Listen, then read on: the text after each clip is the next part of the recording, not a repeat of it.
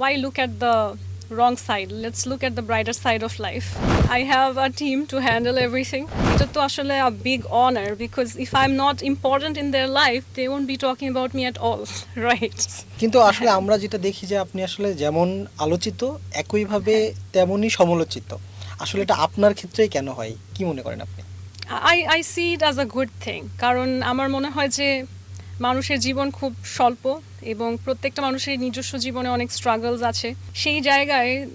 আল্লাহ তাআলা তার হায়াত কতদিন দিয়েছে সে জানে না সেখান থেকে সময় বের করে আমাকে নিয়ে সমালোচনা করছেন কেউ এটা তো আসলে a big honor because if I'm not important in their life they won't be talking about me at all right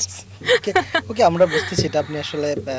it's okay. আমি একটু এই জায়গা থেকে আসি, সেটা হচ্ছে একইভাবে আমরা একটু দেখি আপনার পেজও আমরা দেখি, জি দেখতে হয় আপনি দেখতে অনেক হয়।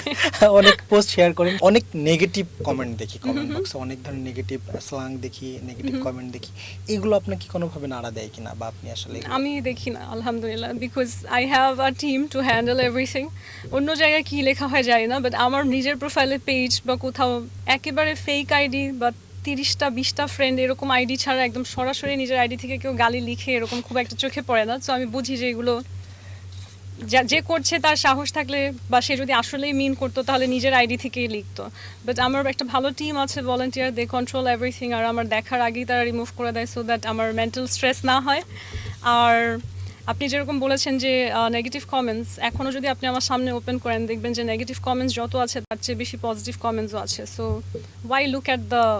রং side let's look at the brighter side of life